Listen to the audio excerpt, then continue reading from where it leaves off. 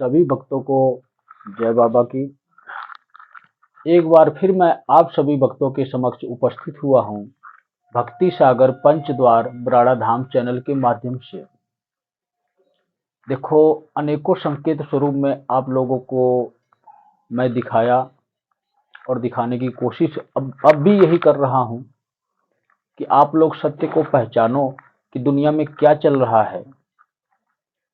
आप लोगों ने देखा होगा कि मात्र 6 महीने पहले ही कितनी अमन और शांति थी हमारे देश में, और आज के समय में ऐसा कोई सा भी प्रदेश नहीं है जहां पर हिंदू मुस्लिम का विवाद ना हुआ हो। और इसके साथ साथ ही प्राकृतिक आपदाएं भी बहुत चल रही हैं। इसी 6 महीने से ही शुरू हुई हैं लगभग। प्राकृतिक आपदाएं तो अभी 2 से 2.5 महीने ही पहले शुरू हुई है, लेकिन इससे पहले हम इंसानों के बीच में मतभेद शुरू हो चुका है। लेकिन मैं इस वीडियो में आपको क्या समझाना चाहता हूं, मैं सिर्फ और सिर्फ आपकी प्राणों की सुरक्षा के लिए ये वीडियो बना रहा हूं, ताकि आप लोग मुझे समझ सकें, मेरी बातों को समझ सकें कि मैं कौन हूं और आपको कहां ले जाना चाहता हूं। सिर्फ और सिर्फ इस भीड़ से बाहर निकालना चाहता हूं, जहां पर भगवान नाम की शक्ति आपको मिलेगी और वो स्वयं की भक्ति से मिलती है, ताकि आपके प्राणों की सुरक्षा हो सके। तो हम बात कर रहे थे कि ऐसा कोई सभी प्रदेश नहीं है जहां पर हिंदू मुस्लिम का विवाद ना हुआ हो। और इसके साथ साथ ही कुछ प्राकृतिक आपदाएं चल रही हैं, जैसे कि भूकंप आना, अचानक बाढ़ आना और अचानक ही आग लगना।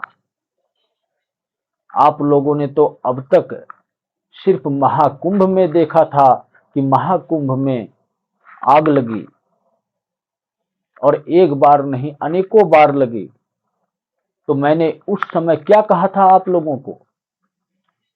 यही कहा था ना कि इन संकेतों को समझो, आप लोग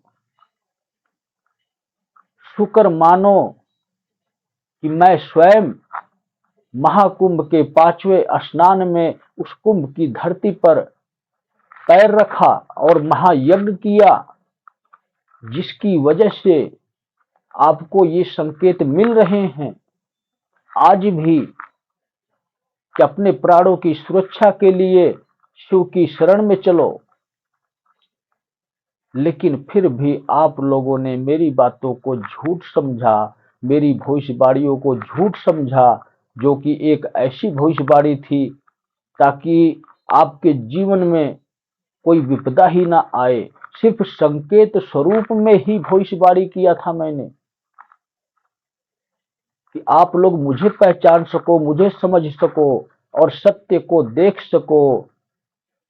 लेकिन आज भी वही कहानी चल रही है धर्मगुरुओं की। हिंदू राष्ट्र सत्य सनातन धर्म, इनके मुंह से तो शोभा भी नहीं देता है। युद्ध लड़ना है तो अपने बलबूते पर युद्ध लड़ो, धर्म और अधर्म का युद्ध लड़ो।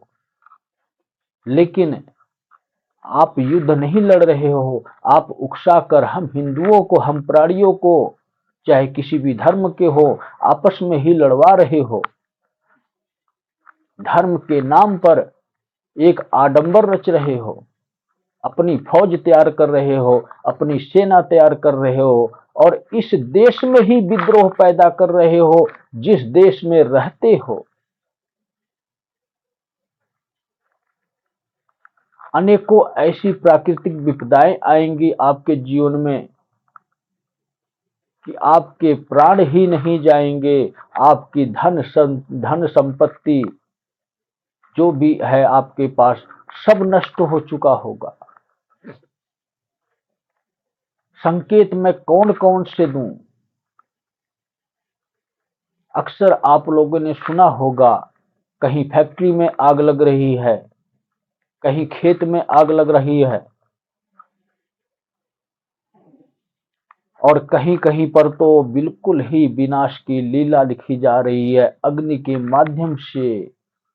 और जब जल प्रलय आएगा, सब कुछ अपने साथ ले जाएगा, और ये भी निश्चित है। मैं बार बार यही समझाता हूं कि चलो, प्राकृतिक आपदाएं जो आएंगी वो तो आएंगी ही, लेकिन धर्म और अधर्म के युद्ध में हम तो ना शामिल हों। अपने प्राणों की रक्षा हम स्वयं ही कर सकते हैं। हमारे प्राणों की रक्षा ये भारत सरकार नहीं कर सकती, कोई भी पुलिस प्रशासन नहीं कर सकता, क्योंकि जब विद्रोह पैदा होता है तो उस विद्रोह में कितनी सेना लगाई जाएगी, कदम कदम पर लोग लड़ने के लिए तैयार रहेंगे। और आज क्या हो रहा है, ऐसा कोई भी प्रदेश है जहां पर पुलिस फोर्स ना लग रही हो? लेकिन इसके बावजूद भी ये सब हो रहा है। आज बंगाल में जो कुछ भी हुआ है, क्यों हुआ है? इसी विद्रोह की वजह से। और जो विद्रोह देवकी नंदन जी कर रहे हैं, इन मुस्लिम भाइयों को दुश्मन बताकर, और कहते हैं कि हम मुस्लिम के दुश्मन नहीं हैं। जब तुम कट्टर हिंदू हो सकते हो तो किस प्रकार से अन्य धर्मों के दोस्त बनोगे तुम? कट्टर हिंदू का मतलब ही यही होता है कि अन्य कोई धर्म ना हो। हिंदू राष्ट्र का मतलब ही यही होता है कि भारतवर्ष में अन्य किसी भी धर्म को रहने का अधिकार नहीं है। इसीलिए ये धर्म विरोधी बातें करते हैं। अपने परिवार का भला, बाकी दुनिया जाए भाड़ में, यही कहानी है इनकी। ये तो दूसरों को देखना ही नहीं चाहते हैं, और जब ये दूसरों को देखना नहीं चाहते हैं तो दूसरा व्यक्ति कैसे आपको देखकर खुश रहेगा, आपकी प्रजा को देखकर खुश रहेगा जो आपके भक्तों के स्वरूप में हैं? तो सबसे पहले सामने जो मिलेगा उसी को मारा जाएगा। तो सामने मिलने वालों में कौन है? धीरेन्द्र शास्त्री या देवकी नंदन नहीं है। उनके साथ पुलिस प्रशासन की भी सपोर्ट है, और वो तो अपने दरबार में ही मिलेंगे।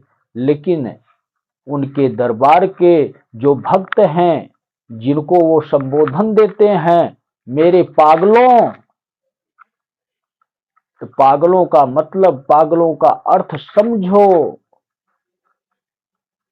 कि तुम हकीकत में पागल ही हो। धीरेन्द्र शास्त्री के चक्कर में मौत को दावत दे रहे हो। ऐसे पागलों को पागल ही कहते हैं। उनका संबोधन बिल्कुल सही है।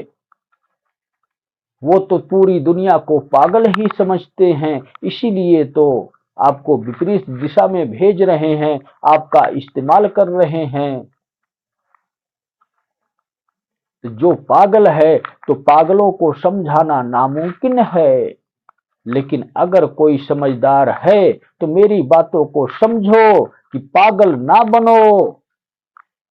अब तक तो वो बिना कहे ही पागल बनाते थे, लेकिन अब तो डायरेक्ट बिल्कुल सीधा कहते हैं, मेरे पागलों, मतलब ये कि तुम उन्हीं के गुलाम हो।